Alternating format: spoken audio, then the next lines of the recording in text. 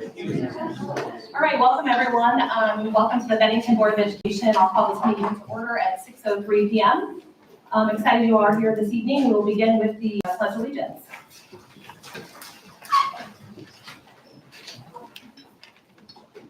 I pledge allegiance to the flag of the United States of America and to the republic for which it stands, one nation, under God, indivisible, with liberty and justice for all. We'll begin our regular meeting this evening with our public forum, but before we get started, a few administrative items. Our meetings are governed by the Nebraska Open Meetings Law, a copy of which is located on the back wall. Jody has verified publication and notification of our meeting this evening, so thank you for that. With respect to the public forum, we have some gold sheets in the back of the room, so if you're interested in speaking to the board this evening, please grab one of those and please make sure to fill out your name and address and provide those to Jody up front. And she will call everybody up one at a time. And when you reach up here, please make sure you tell us who you are and keep your time to 5 minutes. We have a lot of business this evening, so try to be fair and keep everybody to 5 minutes. Stacy will keep time for us on the screen, so I don't have to try to get your attention. So we welcome anybody that would like to come forward for a public forum. Is there anybody this evening that would like to speak to the board? Silence, okay. All right, that brings us to our first item, which is our consent agenda. That includes the approval of the agenda, the approval of the minutes from our September 9th regular board meeting, as well as our special meeting, which took place on September 23rd. It includes a presentation of our October bills for payment and approval, as well as our personnel report. Who had bill review this evening? Christy and Kara? Yes. Okay, do you guys want to share anything with us that stood out to you, or? If not, that's fine too, and I'm gonna put you on the spot just if you had something you wanted to mention. Okay. All right, then we just need a motion to approve the consent agenda. I move to approve the consent agenda as presented. Thank you, Jeremy. Is there a second? I'll second. Thank you, Kara. Jody, call the roll, please. Tim? Yes. Christy? Yes. Kara? Yes. Steve? Yes. Allison? Yes. Jeremy? Yes. Motion passes. This brings us to our reports and presentations section of the board meeting, and we'll begin with our administrative reports. Is Mrs. Robb here this evening? She's hiding there. Welcome. She's going to give our elementary report tonight. Hello, Danielle Robb, Principal of Bennington Elementary. Good to see you all. We've had a busy start to the school year. I've highlighted a few things here for you. One thing that's been really great over the past month is we've all had our PTO fundraisers that included things from a glow dance to a foam party to just a Be Epic day. So we're all excited for our parent-teacher conferences this week, getting to connect with families and seeing all the parents again. So we're looking forward to that. Any questions for me? Good luck this week. Thanks. Thank you. All right, our middle school report with Mr. Ackerbeck.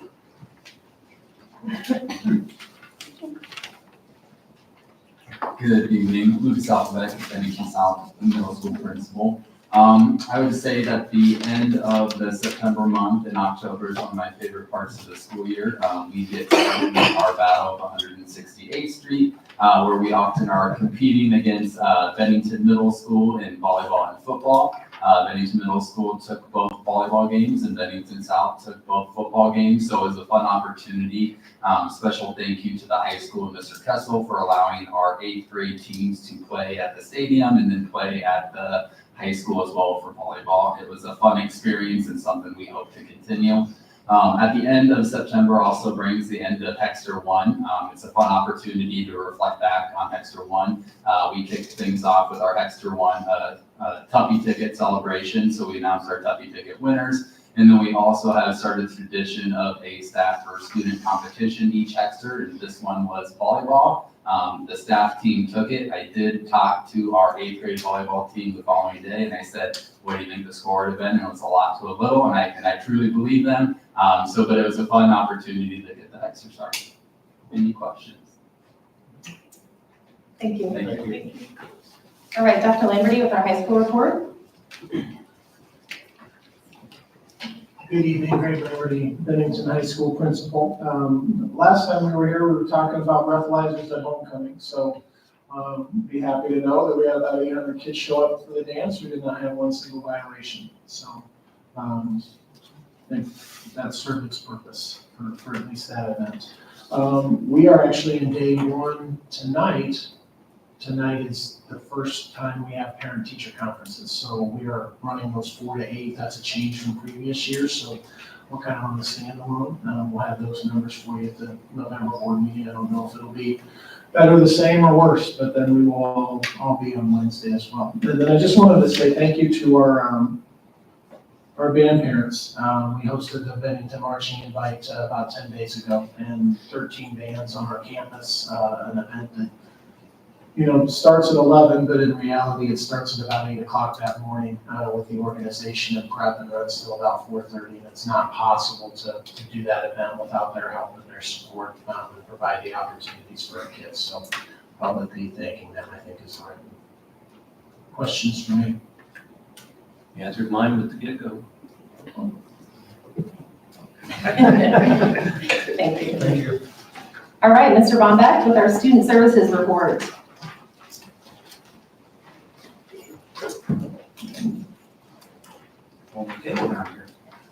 Dan Bombeck, Student Services. I want to point out a couple things. We've been busy in the preschool area. Catherine and her team have been doing a lot of work in that area.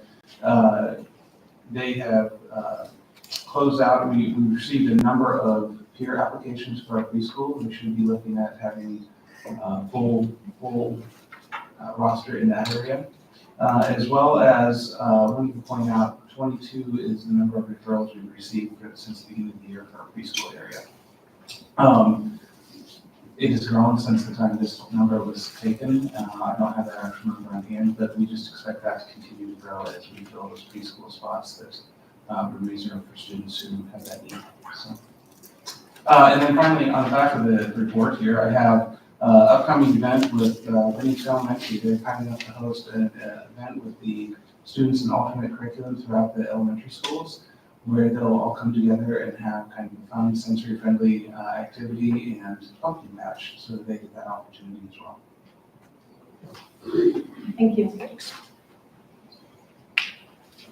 All right, Mr. Feeney with our curriculum instruction assistant, or Dr. Tyndall. Okay, thanks for switching it up on me. I'm not Mr. Feeney. No, you're not. I would like to be though. He's good at his job.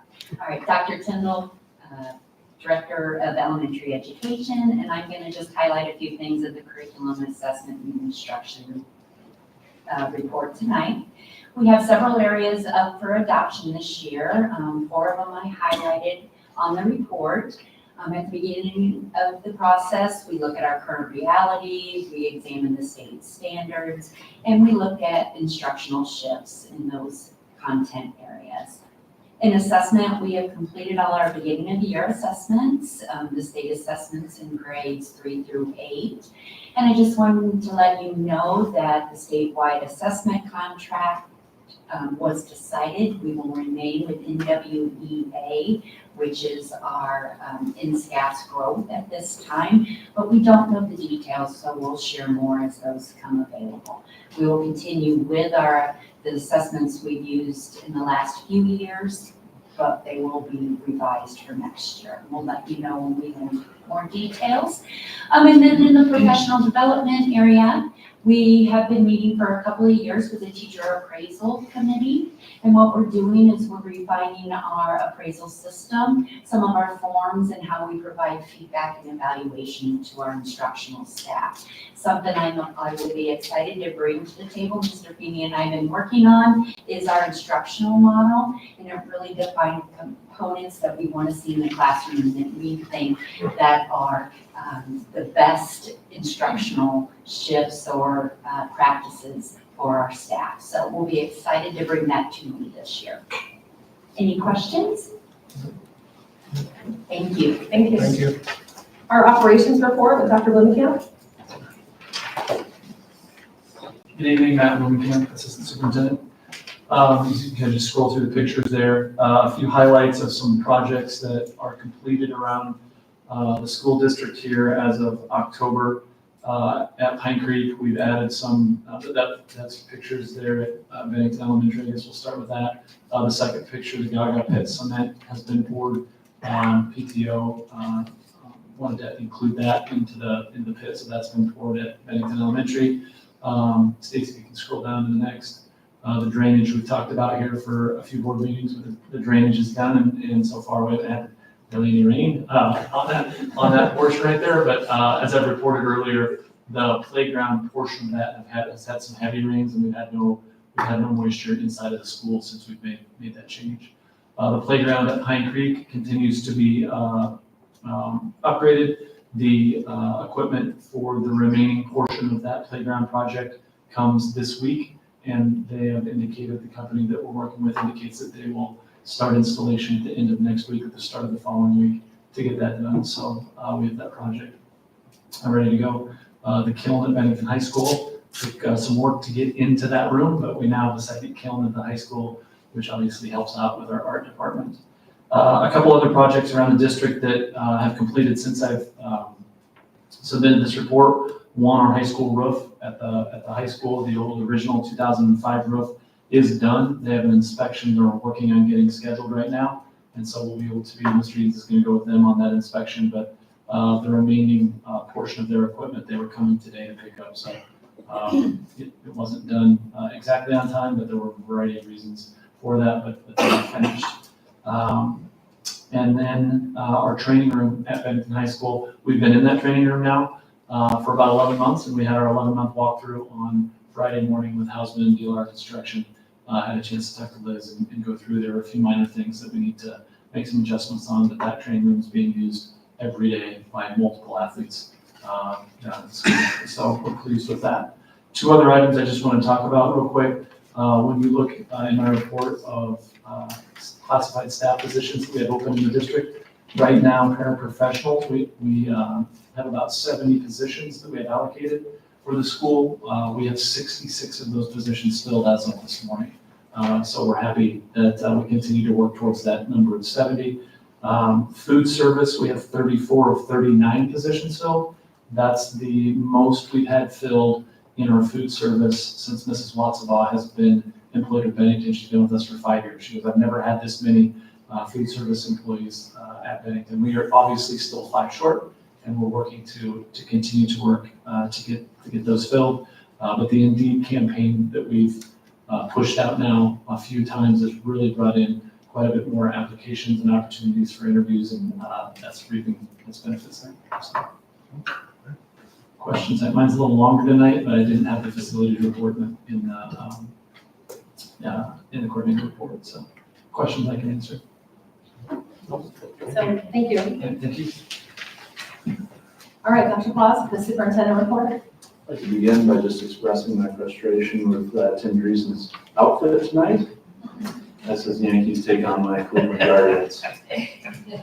All right, first thing I got on there is the SRO program changes. Bennington Public Schools has been approached by Bennington Police Department to take over our SRO from Douglas County Sheriff's Department next year in the 25-26 school year. In previous discussions, Douglas County Sheriff's Department indicated they'd have no issues if this ever took place. And Bennington Police Department's pretty excited about the opportunity. Obviously, it's great for us whenever we can enhance our relationship with the city and continue to work together, and it can benefit both organizations. Terms of the potential agreement haven't necessarily been drawn out or anything like that. We've talked about making sure that they're the same or very similar to what we have with Douglas County, where we're paying half of the salary on that one. So looking forward to hopefully having that partnership here soon. Not as pleasant of news is the 25-26 state aid update. Kind of a reminder, information that determines our state aid and determines what our financing for the upcoming year, it just trickles in throughout the course of the year. And so we kind of got our first one once October 1st hits and we know our enrollment. The enrollments are big in dictating what state aid is going to look like, because on the needs side of the formula, it'd be your enrollment times what the basic funding is. And so when we grow faster than what we projected, we would have more needs, thus more money. If we don't grow as fast as we projected, less needs, less money. And so we did not grow quite as fast as we assumed we would last year. And so about 140 student increase where we were less than that. With our 4271 estimated total, we're guessing, and we don't really know because basic funding won't be out until December. We're anticipating a 2 or 2.5% growth right now. That might be 5%, and all of a sudden this doesn't matter. It might be 1%, and this is even worse. We don't really know, but with our current assumptions, that'd be a drop of about $460,000. So that was the first place where our enrollment impacted us for financing. The second one was our student growth correction. So each year, a district can put what they think that their student population is going to grow for the upcoming school year. Or 2 school years from now, I guess, or one school year, but then it hits the model the following year. So it's a 3-year process. We guess this year for what next year is, and then the following year, if we guess low, we would have more money. If we guessed high, we would have less money. Because we didn't grow quite as fast from what was submitted in 22-23, we'll have a little bit of a correction on there of 680,000. We knew this to start the year. Like, this is not a surprise. We knew this was coming, just how much based on what that final enrollment is. And then the next one's actually a little bit positive for us. When the new funding formula got put together several years ago, the 50% special education moved to 80% reimbursement. So that was really good for us. It brought in 1.7 million. That's how we immediately reduced our levy 5 cents, which was almost exactly 1.7 million. The part of that though is it actually goes into the formula in year 3 because it's 3 years out. And so equalized districts like Bennington would have then seen no relief compared to what we did see. And so when that took place, what was put in is in year 3, which is the upcoming year, 900, remember the foundation aid, the $1,500 of foundation aid. And so if, I'm gonna make it easy numbers, if Bennington Public Schools was to receive $10 million in foundation aid, and we were gonna receive $15 million in equalization aid, we only received the $5 million. It didn't give us any additional money. That it will now be $900 in the formula, and then $600 outside. So we will now actually receive $600 of foundation aid per student into the future, but the special education money goes into the formula. So it's a wash for us. It actually helps Bennington out a little bit. And so we actually, between the two, if it was 80% or the 600, we're a little bit better off with the 600, but it balances the state's budget on that. So that's been coming for a few years. With that, like I said, we'll get a little bit more on the state aid calculations in December. Those get certified in March, and then our evaluations will get a preliminary number in March, and then those will get certified in August. And so I'll continue to update you just as it becomes real numbers as opposed to budgeted forecast moving forward. Last thing I've talked about was just the enrollment update. October 1's the big day for us. Once October 1 hits, that's when everything becomes official with NDE. They go into an audit for about 15 to 30 days before it becomes official. But our total enrollment K through 12 is 4271. Our total enrollment including preschool was 4346. And so we did see about 120 increase. We don't know the other districts quite yet, but I'm just forecasting out that this will make us the 12th largest school district in the state of Nebraska. I think we surpassed another school, which made us larger than Columbus, essentially tied with Norfolk. We don't really know based on how much they grew this year as well. And we should be hunting down Fremont within the next 4 or 5 years to where we become a little bit larger than Fremont. At least that's where the forecast would be as of now. And then you can see in there by the level, our enrollment in the elementary grew 51, and our buildings are at 86% capacity. Our middle schools grew 12, and they are at 69, got plenty of room there. And then our high school grew 48, and it's at 94%. I think I made it there. I think that's a little higher. I think that's 99. But all in, you can see where we're at. And then the rest is just what we've been working on within our CDC reports and all the different stuff that we've been submitting to the state. Due tomorrow on October 15th, which is a huge day for us. Everybody in the district office works really hard for several weeks to get our reports in order to submit to NDE, and they're almost all due tomorrow. So we're excited for tomorrow to come and go. Questions? Questions? Thank you. All right, that brings us to our committee reports. I know we had several committee meetings. The curriculum committee met immediately before this, so we'll update at the next month's meeting with what they discussed. The building and finance committee met this month, and we discussed several items. Jeremy and Tim chime in if I missed something or missed something. So we discussed a potential project with the city to do some tennis courts at New Minor Farm. That's in basically the feasibility study phase. We're looking at that, whether that's an option with the city. And we also looked through the facility needs for the high school and talked about, Dr. Plaza, Dr. Blumenkamp did a good job going through, combing through all the numbers from the prior proposal and saying, is there anything we can cut out of here? And we did quite a bit of that the last time, so I appreciate you guys going through that with a fine-tooth comb and trying to find savings.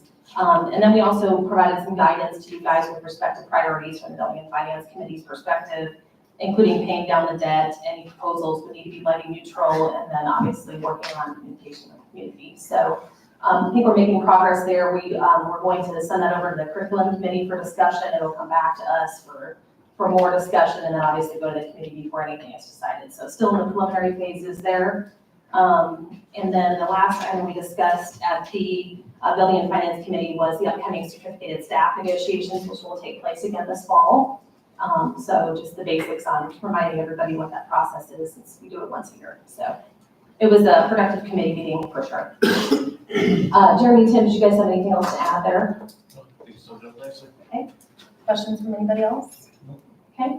The policy committee also met with our annual review of certain sections of the policy. I think we started this a couple years ago, reviewing sections of the policy. So over a period of years, we hit every policy within a reasonable period of time for updates and corrections and just a general review. So I think we had about 13 policies where we found, minor typos, spacing errors, capitalization type things. Some of those will be corrected at the next reading.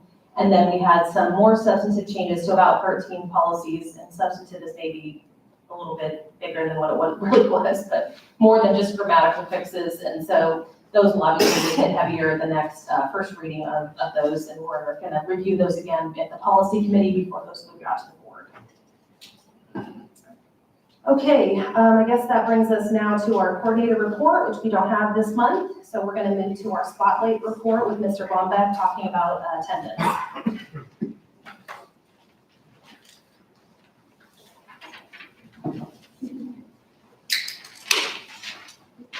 Well, I need to cut for this. Well, I'm here to talk about the exciting topic of attendance. So one of those topics that isn't important until it's important, right? So with attendance, there's a few things that we look at. We have state statute, which kind of guides what attendance rules are throughout the state. From there, districts use our board policies to take all of those 9 attendance statutes and pull them into something that the district can use that's usable and understand, and how they want to implement attendance policies and practices. From that, because policies are still a little bit higher level review of things, we use our student handbooks to help kind of guide exactly how we're going to implement those attendance policies and practices for making it something that parents can read and understand and know how they want to leverage and use as they go throughout the year. This year, we have, every year, there's several different areas of education that are looked at throughout the legislative sessions. This year, attendance was one of those areas. So LB 1329, they took a look at a few of the attendance policies or statutes that were taking place. Of note, there was a 20-day timeline that was set that previously was not strictly spelled out within some of the statutes, but they indicated that 20 days is now the time frame that you need to have an attendance plan in place and working for a student, which for Bennington shouldn't be a huge deal. We have a lot of those practices in place, as I'll talk about in just a second. So one of the questions we had is, how does this affect us? Our legal counsel and legal counsels across the state said really the nuance of this new law, or the updates to this law, kind of come down to what we have within our own board policies, within our own practices.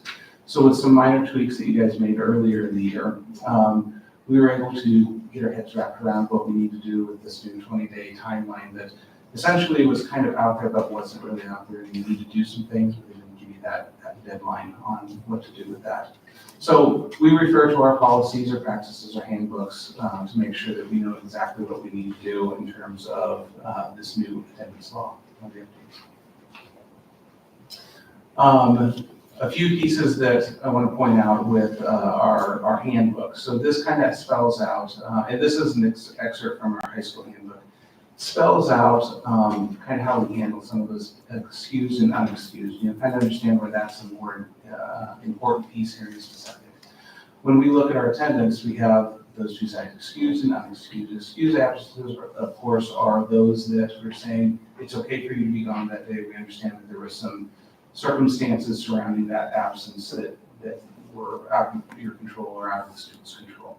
Of course, there are other ones that are within control of families and within students that are considered unexcused absences. So we utilize a little more clarification within our handbook. Of note, that number one took us a little bit to kind of get our heads wrapped around to make sure that we have that one down. So when we're looking at illnesses, I'll point these out here. So when we're looking at illnesses, I'm going to bring you down on the left-hand column down at the bottom, the medical parent and medical doctor. And then excused and unexcused about that. When we look at, say, a student that's been ill, and they've been ill for 2 days, that can be called in medical parent. If they're called in 3 days by by a parent calling them in sick, that's also medical parent. But as soon as we reach 4 days, that's when we kind of reach that level of, gosh, this must be a pretty serious illness. Probably need to see a doctor's note, something along those lines. So once we reach 4 days, as long as there's a doctor's note that is presented with that, then all of those are considered medical doctor. If we don't see a doctor's note, then those all turn to unexcused absences. And that's to encourage those pieces of, we'd like to see doctor's notes, make sure our students are healthy, make sure they're ready to come to school. As long as we're doing those things, we're kind of in good shape with that 20-day rule piece, where the ones that we're looking for are the unexcused absences. That's when that 20-day rule triggers for us, based on our policies and our procedures. When we look at the excused, those don't count within those 20-day pieces. Now, are we going to leave things go at that point? No, we're going to continue to do a few things to help support students coming to school and being part of the curricular programs that we have. So Bennington has a few attendance tier pieces that is outlined to help administrators and support staff within their offices know what to do at certain trigger points when students have reached a certain set of number of absences, whether excused or unexcused. Tier 1, I just want to bring up the note of over communication. I think that's an important one. Here's what our attendance means. Here's why it's important for your student. There's a high correlation between attendance and good grades and being prepared for the various things that are going to come at you within the education setting, within life. We see better outcomes when they're in school. I wanted to highlight, though, in our tier 2, this is when we're getting into those 10% pieces, and when we're starting to talk about, well, what do we need to do? One of the pieces in that 20-day rule was that we need to have attendance improvement and collaborative planning with parents. And so that needs to happen by day 20 of unexcused absences. We look at that as one of those pieces we should be doing a little bit before that, and talking with families, reaching out to them, finding out what we need to do to help support them in getting their child to school so we can have those better outcomes when it comes to our education. And so that's built right into our tier 2 and has been for a number of years. So that's not going to be a new piece for us. We're prepared for that and we're ready to implement those particular pieces. Along with that is just a lot of other support pieces that our administration is doing to help students get to school and help parents get their kids to school. So this is the upper part where we're talking about our school counselors, administrators, special education teachers, etc., in special education. And then it's the pieces, again, with the support staff. So as you can see, one of the things that we try to do is make sure we send out those attendance letters on a frequent basis so that parents know exactly what's going on and where they're at. I'm working on receiving the end of some of those parent attendance letters. So although a little bit like Hogarth and shocking, it's nice to know that they have some safeguards in place, because sometimes they'll sneak up on you when you have kids that are sick a little bit more, because these attendance letters go out regardless. Just to let you know, I know you've had some sick kids, what can we do to help in those regards? So, and then tier 3, as we go through the tiers, I do want to know, you don't lose tier 1 supports as tier 2 is implemented. You don't lose tier 1 and 2 as tier 3 supports. So tier 3, although it looks a little bit less, it also includes all of those tier 2 and tier 1 supports as well. Okay, so a few things to note. As of September, through the end of September, we just keep track. We have a sheet that principals go through and they log exactly what they're doing for families that are reaching certain attendance levels or absence levels. As you can see throughout the district, we have a few absences at each level, each grade level that are 3 or more. The numbers look a little bit high for this time of year. One thing I would say is with Bennington, we do grow pretty quickly. We get new kids. Whenever you get new kids, they have immune systems that aren't prepared for our illnesses and our particular petri dish of things that we have in our schools. So we do see a little bit of that. We also see sorry, I forgot my thought on that particular piece. So if I remember, I'll come back to it. What I would like to celebrate though is what we have for our average daily attendance rate. All of our schools are 98% or above, with many of them being 99% above. So I think that's a big celebration for what we see within many public schools. Most of our kids are there most of the time. So, any questions?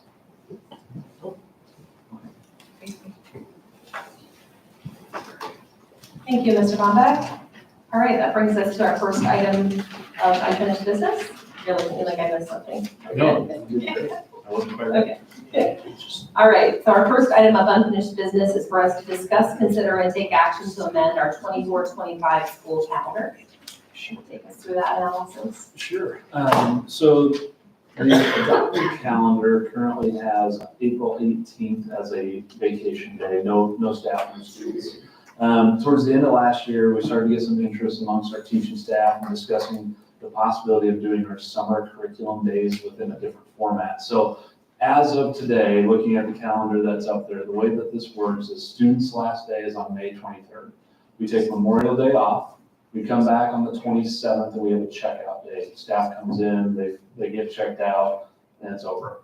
Then the 28th, the 29th, and the 30th, certain grade levels come in on each of those days. They go through, they do their pacing guides, they look at their standards, they update their curriculum, get ready for the upcoming year. Might be K&1 on the 28th, whatever. They each have one day, and that fulfills the teacher's contract days. And it's been this way for a while, where it's kind of a floating day. Staff questioned whether it was possible for us to fit this into a day, the entire district into one day instead of doing the floating days. Obviously, that gets a little weird for young families with daycare. It gets a little weird if they're on vacations and that type of stuff. And so we looked into it, and this was brought forward by our staff committee, or our superintendent teacher advisory committee. It was discussed with our building principals throughout the summer. They said that they kind of heard that from staff as well. And so we were kind of looking into it. So we started asking questions, what this could potentially look like. And the one day that seemed to fit as a possibility, you can't really do this too early in the year because you're planning for the upcoming year. Or we could have done it the 28th or whatever. But that kind of identified that April 18th, that was a current vacation day, is a good time to do it. You kind of get to the end of the year after Memorial Day, it's hard to keep your attention when you're ready to go play golf and go on the boat and stuff. Where the April 18th, we're all still engaged and going as well. And so they looked at that day as an option. What we would do is our elementaries and our middle schools, and to some extent our high school, they have an agenda, all the things I talked about earlier on the agenda, and they do them all in one day. They actually break that up and kind of do it throughout the course of the year at the end of each quarter. And then when they show up on the 18th, it'd be like a summary day, like kind of putting all the finishing touches up on the final for the next year. We sent a survey out knowing that, you're gonna take a vacation day, you're gonna do a work day. That's different, This won't impact kids, they were off regardless. But with that survey, we had 70% of people said that they were dissatisfied with the current format of the floating day, which was indicating 89% preferred that we move to a one-day format. And then 62% supported moving the curriculum day to that April 18th. I think the other potential option people would have liked was the May 28th at the end as well. So with that, I feel like we had pretty good results, and we are recommending that we're moving that floating curriculum day into that April 18th, take it from a vacation day to an in-service day. No impact on kids, they're off regardless. The staff would not have to report after the checkout day.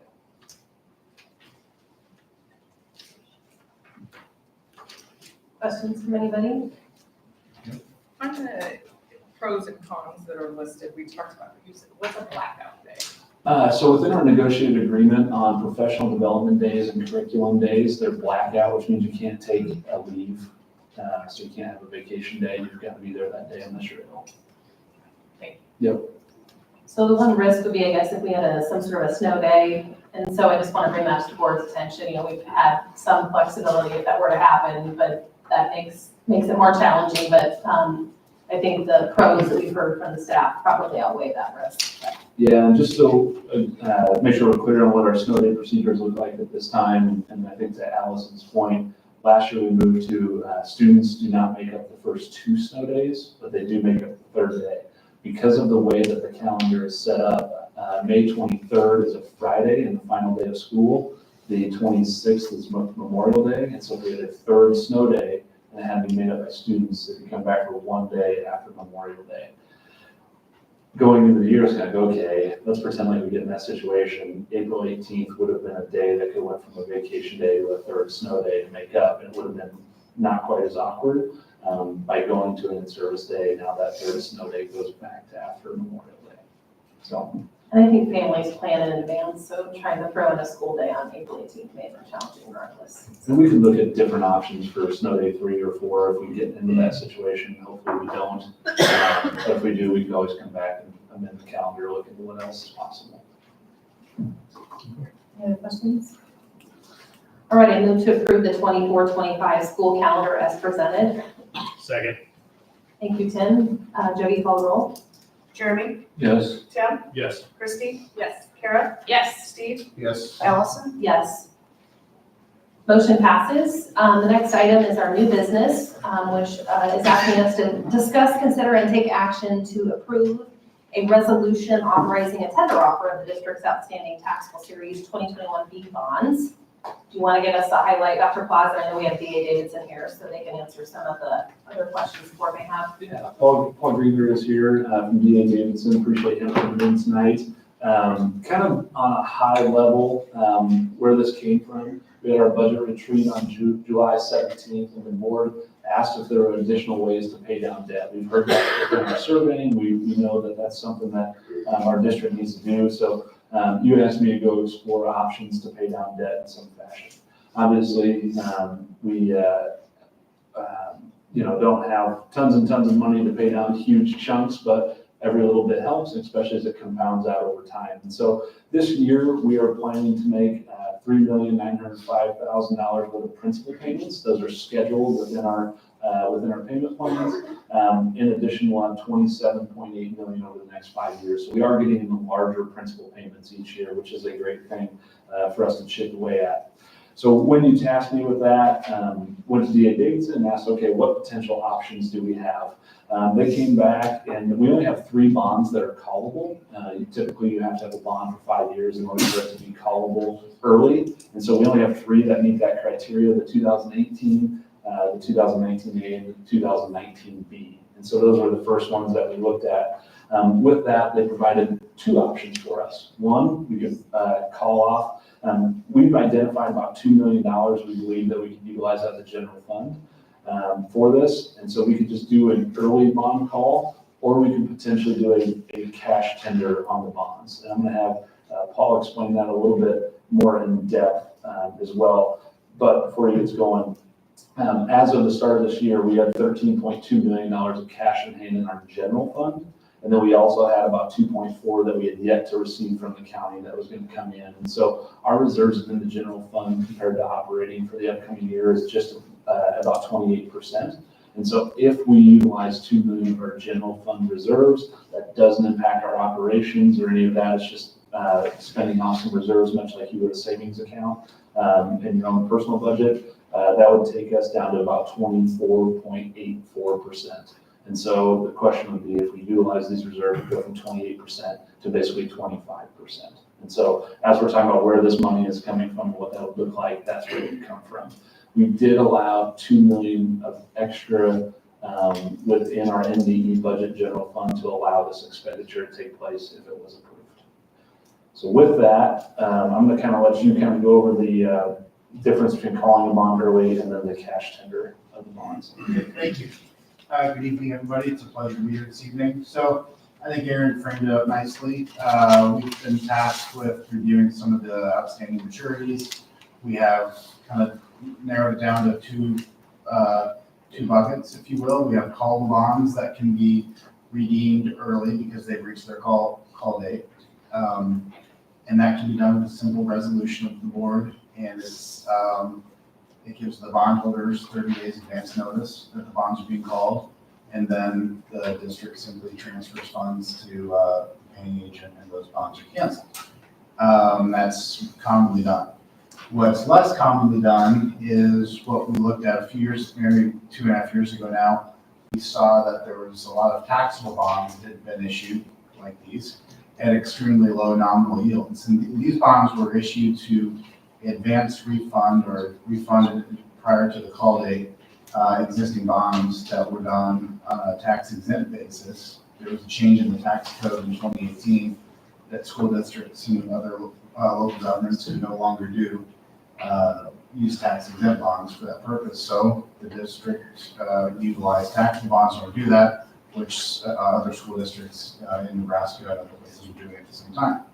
So what we found was that the past couple of years, interest rates have increased somewhat rapidly. I think they're beginning to normalize, people are telling me. But they've increased somewhat rapidly. So therefore, the value of taxable bonds like yours, the market value has declined. So we found an appetite among certain institutional investors to accept a tender offer at a discount of face value or par. So we've had good luck on about 10 other financings where we have done it a little differently. We were doing it as part of a refinancing strategy. So in collaborating with district administration, we talked about what else could we do, and we thought, gosh, there's probably no reason we couldn't just make a tender offer and use cash instead of issuing new set of bonds. So that's where the conversation led. We analyzed kind of where do we get the biggest bang for the buck, and we can't control which investors will actually tender the bonds, but the district can control of those that do tender, which ones they accept or reject. So it's like, gosh, why don't we try it? Because I think the savings would be more beneficial if we could buy bonds back at a discount from par than simply paying face value and calling them in a more traditional way. So we talked about it for a period of time, and this is where we've landed. And in order to try this, we would ask that the board consider the resolution. The steps that we have to go through next would be, I will engage a information agent of New York to the Glovic, and it's in the resolution. But we've used them to help identify bondholders, and then they become the information agent that will see that any and all bondholders, which are identified by a QSIP number, will receive this invitation to tender. We don't know if anybody will accept, but we have had successful settlement on all of the tenders that we've launched to date. So we feel like we've got a good program. We think we've got a good way of connecting with the holders, and we've seen on average 20 to 30, 35% participation. We've had a couple that were 40% participation. We've had others that were, maybe 15, 20. So we've run models assuming 25% participation, maybe in the early years, and then in the middle years and the long years, just to kind of get a sense as to what that could look like at different market levels. So we found that the potential savings could be quite attractive in the event that we get good participation. And then we run the numbers. If we like what we see, we take it. If we don't like it, we can reject all of it and move on, and maybe take some of that money and just do a regular bond call. But since we've got a little bit of time here and we have an opportunity to become creative and talk through some ideas, this is where we are. So I'll take a breath and see if there's any questions. So I'm gonna try to get this down to sort of brass tacks. I've got the models in front of me so I can release the information on them. So kind of the difference between these two strategies. If we just call the bonds early, we're gonna pay, let's just assume the $2 million, okay? We would pay $2 million in and $2 million on 2019A, we would generally clip off the 4% interest rate bonds. And so it will save the district $480,000.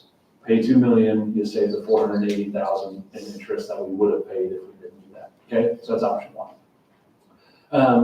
If we can get people to allow us to purchase back the bonds at, a lower value than what they are worth, that way they can take their money and reinvest it at a higher amount, which is, not our issue. And we get 25% participation of what's up there. It would cost the district $1.6 million, and we would save just over $1 million of principal and interest.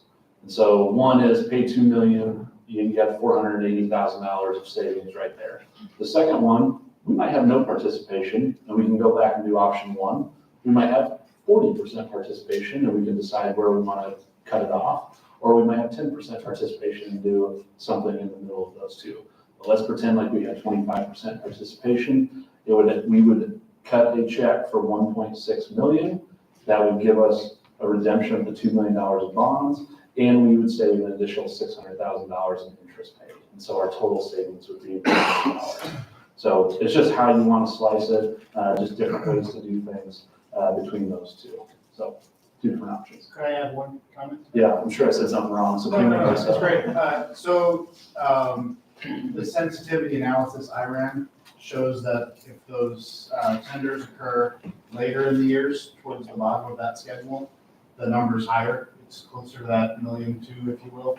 If the participation occurs shorter, it's closer to maybe $500,000 to $750,000. So again, the only thing I know is that if it's 25%, it will not be all the way through the curve.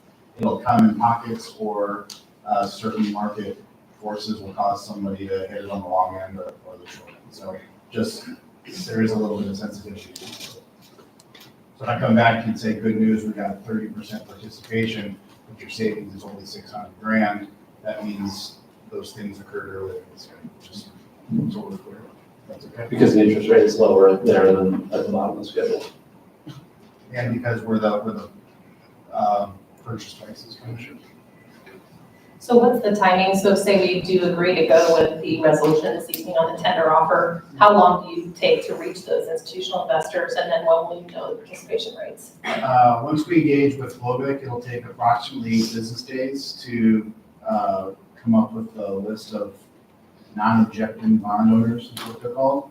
And then once we have that, we will finalize and publish a notice of invitation to tender. And that will go out, and that will be a 10 business day window. And then we'll kind of have a handle on usually like day 6 or 7 as to where things are at. And then we would have to close then. We have to be prepared to close then probably 3 days after the tender window ends. And we would put that that would all be part of the invitation to tender. Would be a calendar of events.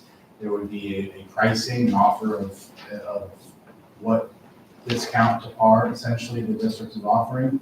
We have some, we have a kind of a pricing strategy on that, on how we get to those levels. So we would publish that. What we will do the first thing we're going to do after you approve this, if that happens tonight, is there's a voluntary notice that's going to be put on the EMA website that will be a disclosure to all of the marketplace. So they know that these QSIPs are in play and that nobody buys or sells these bonds thinking they know that this meeting occurred tonight and that there may or may not be a tender offer on that. So that'll be the first thing we do to protect ourselves from anybody acting on potential material non-public information, even though we're having this in an open meeting session, but that's become maybe our belt and suspenders to protect everybody. So before the next board meeting in November, we should know something. Is that fair? What would I tell you at the moment? I would say that my guess is that we will want to kind of talk to we'll have some conversations with institutions after tomorrow and that notice is filed. Some holders we can kind of guess at, but once we have the names, we'll make phone calls. Our sales force on the other side, the taxable folks, will call out and just say, hey, We're Davidson serving as dealer manager on this tender offer.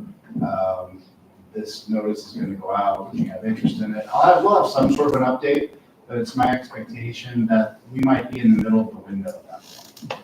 Could be possible, I think that feels right.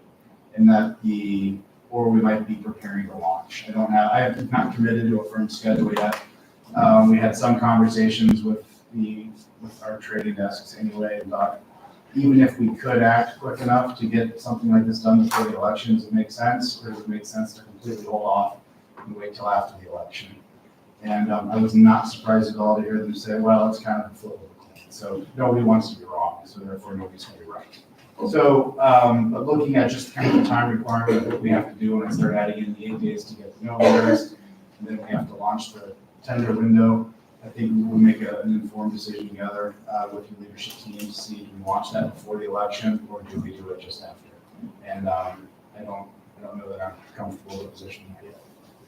And what is the cost associated with this? I know there's opportunity costs, obviously, with option one. Sure. There's timing. Right. What are the fixed fees that we're paying to make this, if it doesn't happen, the tender offer fails, we don't get participation rates, what's the outright cost of the district? So I'm going to answer that question first, and then I'm going to go back and talk about the other one. So Globic's going to charge us a fee of approximately $7,500. And that's they're flipping on the light switch. They've done their job. They've done the information work.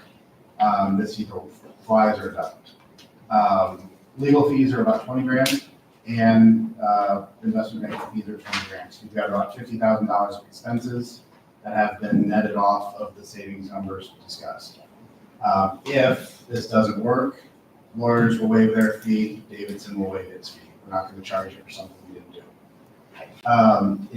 When we just simply call bonds, like in a regular, if I say just do this resolution and provide 30 days notice to the bondholders, we're going to call bonds, there's no cost associated with that. So first option is free. This will cost a little bit of money, but the upside on the savings, we all agree was higher and worth doing the rest of it. So to be clear, go out to tender, we don't get participation, or we come back and say, you know what, we just don't feel like the juice is worth the squeeze. All in, it's $7,500. Correct. Right, that's the risk. We'll ask you to pay that to the firm in New York, Globik, and then Bear Home and Davidson will not charge you. And then, so also just to be clear, I think Paul said this as well, but the $1 million that we would save by doing the bond tender, that netted off the fees that he's talking about. So it actually was whatever, $1 million plus 50,000, 40,000. So that was a net including all fees. Yeah, so let's go back. So on the regular call, we're looking at 480,000. If we just call the bond that we have, it's available now, right? So we got 480 there.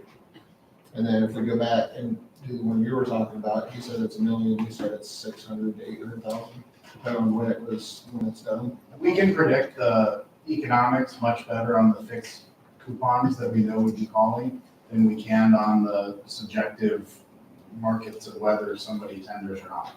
So we've given, I told Aaron, I think it's 700 to 1.2 million based on market prices as of September 30th. If we get tenders on the 25% participation in the front, middle, and the curve. Those numbers are net of any expenses. The 480 that Aaron mentioned is very easy to predict. The numbers I'm talking about over here, I think they're going to be higher, but I can't predict them as closely as I can get them. When you talk about the curve, what are you talking about there? We look at those, yeah. If If I look at sorry to use words, but we talk about the yield curve, and we talk about that being, say, the short end of the curve would be, say, year 2025. Long end of the curve in this example would be year 2041. And the middle would be somewhere between the two, 34, 35, 36, 37, right in there. So we've run the math on 25% of being the first. If I'm talking early, we're talking about the very first 25% that aggregates up to about 2 million. And then I'm talking about the middle. That would aggregate to about 2 million, and then the long end, which would be really the 2041s and only part of the 2040s in order to hit that. So make sure I fully understand what you're talking about. So you're gonna go back, send this out to offer the tender out, right? Or whatever it is. Yep. And then they're gonna choose and say, okay, I'll sell in the year 2037, and then we're paying that today. Yeah, so At a discount. what probably happens is once we figure out who owns these bonds and we send out the formal offer, some of these are gonna be community banks, some of these are gonna be insurance companies, some of these could be trust departments, some of these could be bond funds, I don't know who all owns them. Some of these could have been traded in the secondary market, we don't know. So different buyers will have different policies. Some will have policies that say they cannot tender. Some will say that they have to hold the bonds to maturity. Certain insurance companies are required to do that. Others will say no. Others will say they don't want to take a loss for whatever reasons. Because they do have to take a loss, as Aaron pointed out, then turn around and reinvest in a different instrument. When we first started doing these things and trying to learn where the pitfalls were and who would be likely and who would be less likely, we were told, you're never going to have any luck with the insurance companies. The community banks are where it's at. The very first one that we did, the banks wouldn't participate, but for some reason, the insurance companies all did. Okay, we learned something. So the next one we did, we said, oh goody. So many of these bonds are held by insurance companies, and they were the same insurance company that had participated on the first issue. They said, no, we don't like the levels today, we're out. For some strange reason, the banks can't participate. And the similar banks that had told us 2 weeks prior that I can't do the tender, it makes sense, I understand the math, it's a really good idea, but when I go to my board in 3 weeks and tell them that I just took a 6-figure loss, they're going to be frustrated with me because they don't understand what we're doing. But everybody has different policies, they have different reasons, they have different appetites for doing this, not doing it. So I'm sitting here telling you in an open meeting that I have no idea what's going to happen, but I will say that we've done this now 10, 11 times, and we've found success in that 20 to 30% range on average, and they've come from different types of holders. And I don't have a better way to describe that. And, if it doesn't work, it doesn't work, and then we go to plan B and we just call it bond suggestion. Okay. So how do we show that on our bond payments then so moving forward, let's say we go through and get the 25% that takes this. How does that work for what we show? We'll show that we still owe that until whatever year that they said that they want to sell? No, because a great question. So what happens is these bonds aren't callable until 2026. So what would happen is they're waiving their rights to the call feature that the board agreed to when they sold bonds. Yep. So as of the settlement date, which, as Allison asked me about timing, and let's say, I've used December 1st as an example. Let's say we fix it up so that we close the tender on December 1st. December 1st, all funds would transfer and the bonds that were tendered would cancel. So as of December 1st, whatever bonds were tendered and accepted and canceled would no longer be in the books. Okay, that's the way I would understand. So what you're telling me, or what I guess we're understanding, just for there's multiple bonds that are owned by multiple people throughout that schedule. Correct. But the ones that say, yes, we'll take your offer, we're gonna pay them off, and they now go away completely. We just don't know how much of each of those. But you will before we agree to proceed to the next step, which we will accept or reject. So those QSIP numbers on the far right, those are how these securities are identified and how the holders are contacted. So we won't know, we'll know as the tenders come in, we'll get a spreadsheet and it'll tell me Bank of Syracuse has said, yes, we're gonna tender NB2 QSIP. So-and-so insurance company says, yes, we'll give all of our position. Maybe they own a whole $1,060,000 and we'll know who tendered and we'll know prices because we'll have set those prices. I think what he's trying to say is we'll be able to accept or reject once we get the responses. So we have another out if we want. I'm just trying to understand why it would change the interest rate based on those maturing. So if they're gonna waive it, right? I guess that's what I'm trying to understand. So you're saying that if it's one that doesn't call till 2038, is that what that is on the left? Yeah, it matures in 2038, $1 million, and that matures June 15 of 38. I got you. So that one's gonna have more interest than the one in 25 and 28, correct? More. Because we've already front-loaded the interest payments on 25, 28, 31. Interest savings, you're saying. So what you're saying is if we can get somebody to do the 2041, 2040, 2039, that's gonna clip off more interest, which gives us a higher return to get to the 700 and the 1.2 million. Because that interest hasn't been paid yet, because we front-loaded the payment of interest on 25, 28, 31. Yes. Short answer is yes. But the way I'm calculating the true savings is not as a function of interest, as a function of principal. Okay. Because as of December 1, you don't care what the interest coupon is. It could be a 5% coupon, it could be a 0% coupon.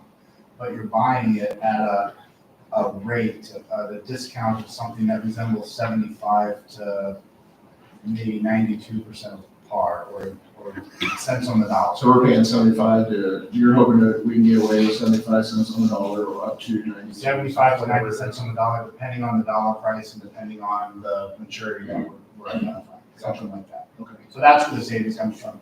When I present this in the way of, hey, we're gonna do a refinancing, not use cash, then it's like, okay, you've got an interest rate of 2, we're gonna refinance your 2 and take you to 5. And someone says, well, that's crazy, why would I do that? Well, we're gonna do that, we're gonna benefit because we're buying the securities back at such a deep discount from face value that it would be like having a $500,000 mortgage and having the bankers say, hey, I don't want your 2% rate anymore, I need 5, but I'll do you a favor and I'll waive $300,000 that you owe me. So it's a $200,000 note at a higher interest rate as a larger principal at a lower interest rate. So the savings becomes reducing the outstanding principal as opposed to the traditional, how we all think of refinancing, we're paying down debt by eliminating the interest costs. In this case, we're kind of doing both here because we're using cash. We're eliminating interest because we're going to stop the clock on the accrual as of the settlement date, and then we're going to benefit by purchasing the securities back at a discount from face value. Okay. It's a little, it took me about 9 months to understand how we were ever going to do this stuff. So there's a lot of stuff running around up here as I'm trying to explain it clearly. I want to make sure I'm thorough and answer the questions. Yeah, I believe so. But So you're looking at a discount on the dollar versus just interest. Correct. it's both, right? Yeah, together. Yep. Because you're gonna get the discount, the 75 cents on the dollar, roughly whatever, and the interest as it stops accruing at that moment. So And you we'll know that when they come back for approval later, what that number is. So that's a good question, or I had a point that we hadn't considered yet, but we can draw the schedule around that. If you want board approval on that, or if the resolution authorizes officers of the board to accept the results of the tender. So my expectation, what I would normally do, is we would go through this process, report back to leadership, we would agree together what we want to do, bring in the authorized officers and say this is what we want to do, and ask for approval to proceed. If we would like to have another step that's more formal that would require another resolution by the board, we can work that into it. I just haven't contemplated that. I mean, I think we should, if you ask me. I think we should put it up forth for everybody. My other question was too, so you said that, and this is for Aaron, so the money's coming out of our general fund and not the bond fund? Yes. Because I thought we originally talked about there was, what was it, 13 or 14 million in the bond fund? Top of my head, I don't remember exactly what our reserves are at right now. Right, and so why are we not using some of those additional funds? Because I thought we had $2 million in the bond fund that we could use as well. And maybe we could up our offer. So the reserves that we currently have within the bond fund are both for current bonds that we have, make sure that we're going to meet those obligations. Right. And then any potential future financing that we would have, it would serve as a cushion if projections didn't pan out as we plan. And I thought that number was like 8 million. When we talked Yeah, about I think we started the year, I don't have it right in front of me, but I think there was about 8 million to start the school year. Obviously, we have a set payment this year. And then in future years, we also are planning on growth. So if growth slowed or if there was not, we were not bringing in as much as we had planned on, that would be our cushion to ensure that we're okay. Make sure our principal, we're able to make our payments every month. So if you wanted to drain down more of the bond reserve, which we have bond reserve there, if we want to drain that further, it just puts our exposure into future years, at a higher risk. Right now, our percentage of reserve within the general fund is higher than our bond fund. We have more reserve sitting there, so we'd be able to utilize a couple million without it, having a large impact on our operations. And I thought that was the case with the bond fund too, so. It's bond fund's in a fine spot. I have no worries about making our payments or any of that. I do worry about just ensuring that our future reserves are there as well, both for current and whatever future payments we have to make. One of the, thinking about schedule a little bit now, one of the things that happens sometimes is that the school district chooses to extend the window. It doesn't happen often, but it can. And that becomes a 5-day extension. And I'm trying to think if we're gonna do this subject to approval by a formal board action, we might need some flexibility to schedule a special meeting once we've gotten the process rolling. And I'm just thinking how I would word that. I think we would just have to plan to do that, because I don't want to put in an invitation to tender, but this is all subject to the gathering of the board to approve that. That would be unusual. But we do have the language in this document and also the working draft of the invitation that the school district does reject, or retaining the right to reject any alternatives. Just kind of thinking through how we do that. That was gonna be my question, like, do we need to build in? Because I know we have to give notification of any even special board meetings. How do we build that in with a timeline that seems not set? We will create a calendar and we'll just have to build that in. I guess we could do a resolution which said savings had to be X dollars, or is there some other threshold we could put in the resolution where everybody was comfortable with, that we could give us more flexibility, but it would have like a baseline and must be in excess of this? Just thinking out loud, brainstorming. Yes, you can put in there whatever you want. The reason I'm hesitating is it would be very simple to say, well, Aaron's already told us he thinks we can save 480 grand, so minimum threshold should be 480 grand, right? But then the other concept I heard Aaron introduce is, what if once we get the tenders in, we want to go through and analyze them side by side and figure out which ones we like and which ones we don't like.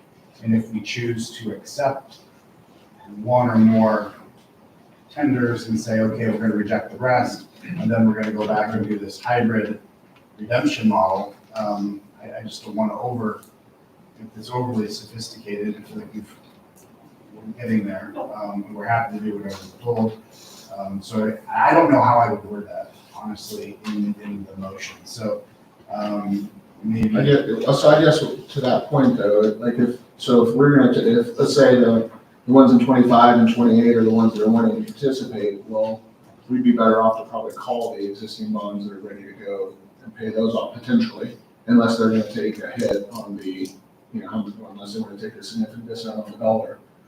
Right, so that's what I would want to see, because it makes sense to me to partially approve some of them that are going to be a greater benefit, and then if there was a greater benefit to pay off what we can already call out for zero cost, to do that, right? Well, the benefit always, I take it back, never mind. Not always. And I think though, if I'm understanding correctly, if we say we want to not do a general blanket and we pick certain one of those, then every time we did that, we pay $7,500. No, it's 7,500, that's the service that we're hiring to go through this tender process. No, I mean, if we did what Steve is suggesting of picking some to offer this to and not offer it to all of those. You offer specific- to all, Okay. we go through, so you offer to all, Right. right? And some will say, yeah, I want to participate, or some will say, no, I don't. And then you'll I go thought you through were that wanting list to of, be strategic of who you offered it to. no, you'll offer to everyone, and then those that participate, we don't have to accept. So if you get somebody in 2025 that maybe is low interest and doesn't want to come down much, we just don't pay that one, and then you can use that money to call. Okay. Well, maybe from what I'm hearing, the feedback I'm hearing is we need to build out a calendar that maybe lines up with the December meeting, or we plan when we're gonna advertise for a special, and we'll build that into the calendar. And I wouldn't be opposed to a special. okay, it'll be quick, it'll be a 20-minute conversation, and then we'll go thumbs up, thumbs down, and we'll just do what we'll do. So I think we can still authorize you guys to proceed with the tender offer if we have the approval via a special meeting, correct? Yeah. I don't see a ton of risk there unless somebody else feels differently. And then I'm thinking, so what business is it of the market if this decision's made by the investment banking team and the administration, or if there's a gathering of the board? It's not the business. All we said is we reserve the right to reject. I mean, this is how we're gonna make that judgment call. So yeah, that's fine. We'll get it done. Are you okay with that from an administrative standpoint? If I'm not lost, I think so. I think we're gonna proceed with the authorization, proceed with the ability for the board at a special meeting to actually formally approve them as opposed to the officers. Is that what I'm hearing? Okay. All right, I move to approve the resolution authorizing a tender offer of the district's outstanding taxable series 2021 B bonds. Second. Is that Tim? Thank you, Tim, for the second. Jody, call the roll. Jeremy, Yes. Tim, Yes. Christie, Yes. Kara, Yes. Steve, Yes. Allison. Yes. Motion passes. Thank you for your time. Great, Appreciate thank you all. it very much. Appreciate it. We'll go to work. Thank you. Just a special shout out to Dia Davison and Paul and Cody and all the guys. Obviously, this is an opportunity for us to save more money than we would have at the regular call. And they put a lot of work into it, as you can see, just modeling it out and trying to figure out how to make it work. So appreciate all their efforts. Yeah, thank you so much. Thanks all. Good night. Thank you. All right, the next item of new business is for us to discuss, consider, and take action on the Bennington Public School option enrollment resolution for the 25-26 school year. Do you want to review with us the timing on this one and why we're doing this now? Yeah, it's a little bit different than in the past. The district must establish their option capacity rates in order to determine how many option students that we would take as a district. For historical context, Bennington Public Schools has been closed to option enrollment students since the 2004-2005 school year, if my research is correct. Mostly due to limited facilities, we have continued growth, and then our forecast moving forward. We typically do this in like January, February, March timeframe. Last year, the legislature passed a law saying that if you were going to close capacity, you had to do so by October 15th. And so this is a little bit different timing of our conversation than it's been in the past. And so with that, we look at our current enrollments, we look at our projected future enrollments, and we put out what the capacity within each of the buildings could potentially be. Obviously, if you're going to add students, we are at pretty much max capacity in our staff, and so we'd have to add the staff that come with those because we are net option negative. With that would also come no additional funds. And so as we map that out, we were over capacity within each of our buildings, and the recommendation would be for us to close to option enrollment again for the 25-26 school year. Feels really weird saying that so early this time of year. Just a couple other quick tidbits. We had 164 students that optioned out of the district and 57 that optioned in. The only students that optioned into our district are grandfathered in, which means that they went to school here for 2 consecutive years. They moved out of the district. They wanted to continue to be within the district. And so we automatically have to accept them by state law. Those are the only option students that we have in the district. I say it was 57. 57, yep, K through 12. And these will vary a little bit when the final reports come out. That's one thing they didn't really think about is, we submit all this stuff on October 1st, and then it goes into a review period. These aren't even official numbers yet. And so we just doing the best we can with the information we have. Can you comment on option outs, the 164 and the makeup of that, and give us a little bit of insight? I know folks have been concerned about that in the past. Yeah, so Because we don't really know today's numbers, because it is so early and we don't have all the exact information from option and option out, but we did do an analysis late in the last year. And so I'm gonna use a little bit different numbers. We had 157 option out last year, and we had 66 that optioned in. Okay, so 157 out, 166 that came in. Of those, 35 were opted out of the elementary, and only 3 ever attended Bennington Public Schools. And so, same concept. Maybe I was going to school in Elkhorn, my family moved into Bennington, but I want to continue to go to Elkhorn. I'm now an option out. And so, only 3 of the 35 ever actually attended at that school within our district.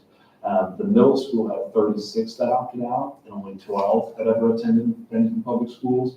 And then the high school had 71 that opted out, and 21 that attended our schools. And so all in, of those that opted out that we knew of, and it's hard for us to track these because you don't get the information on the front end. Like, we don't know who opted out until the other school tells us on October 1st for the year that they opted out. We don't even know they exist in a lot of cases. And so it's really hard to track. And so this is a little loose, but we're doing the best that we possibly can with it. About 25% of the students ever went to Bennington Public Schools of the ones that we could figure out.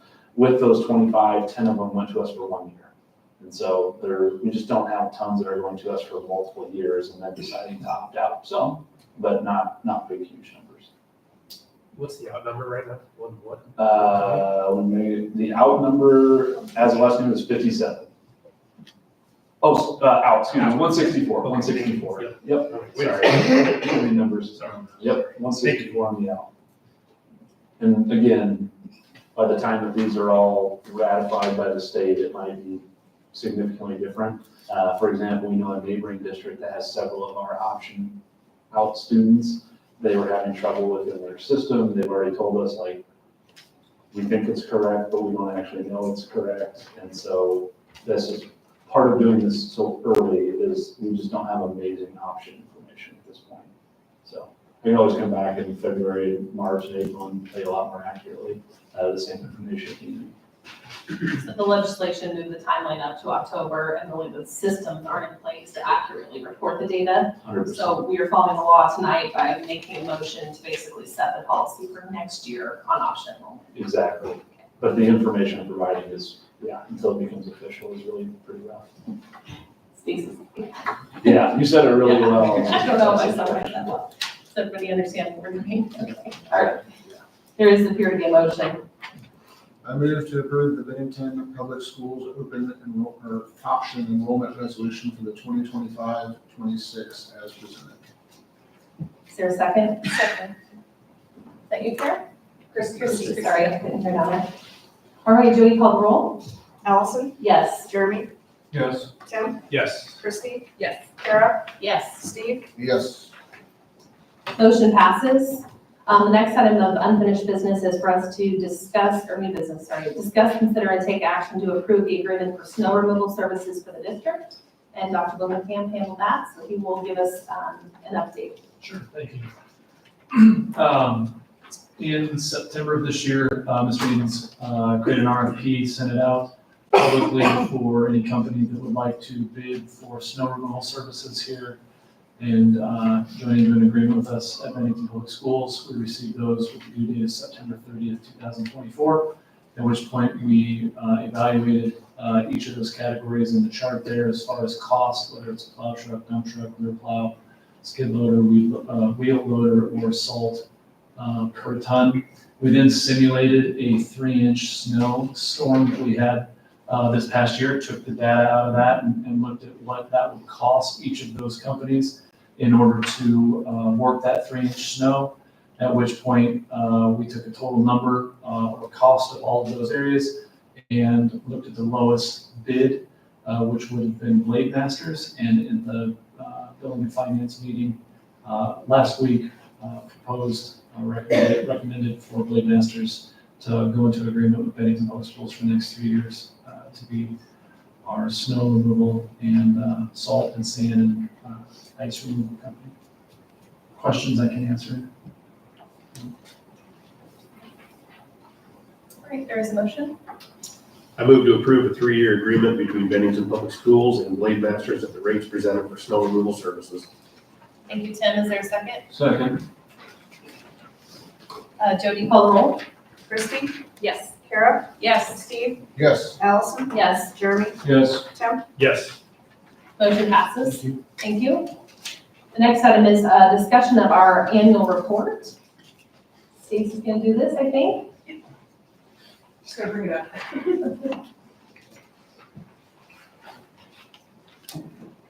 All right.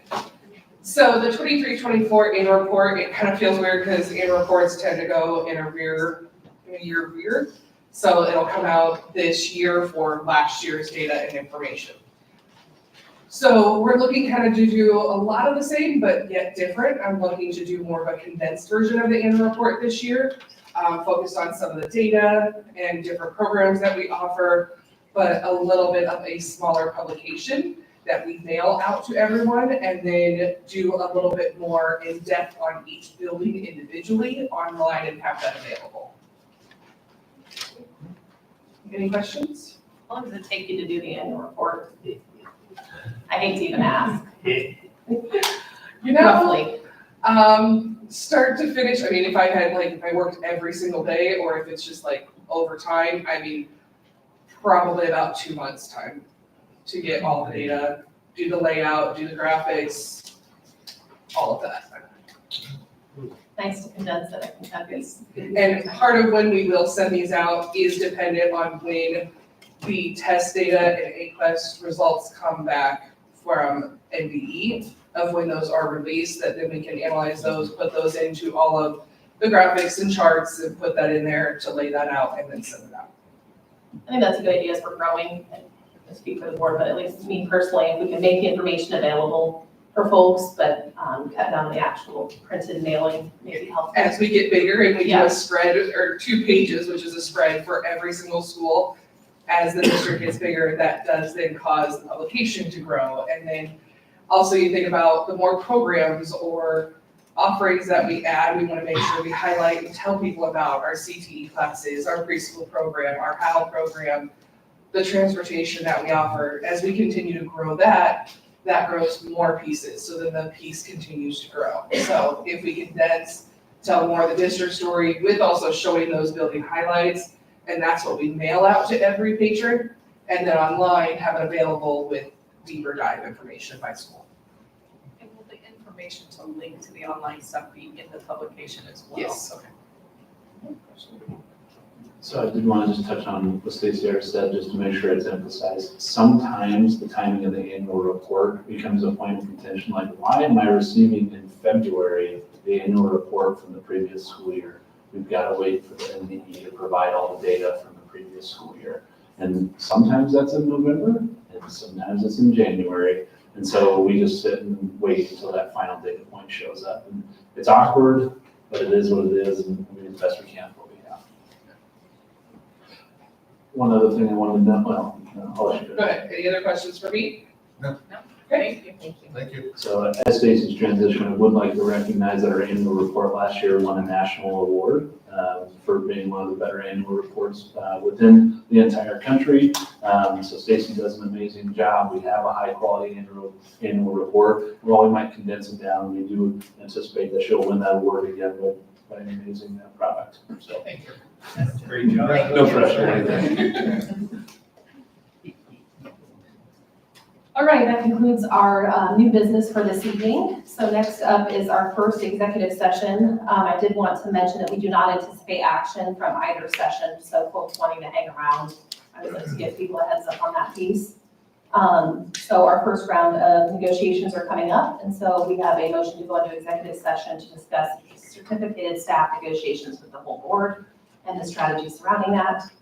So I move that we enter into a closed session for the purpose of holding a strategy session regarding collective bargaining. Second. Sorry. Hi.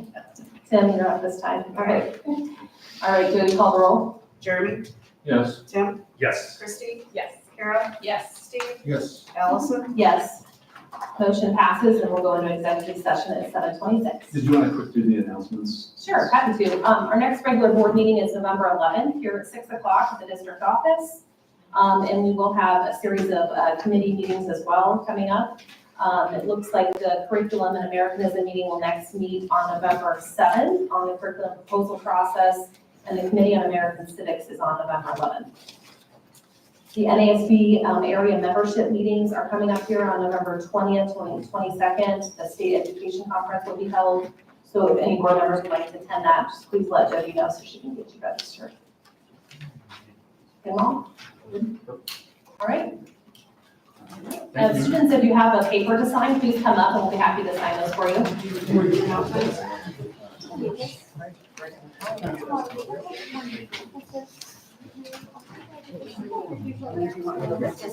I see.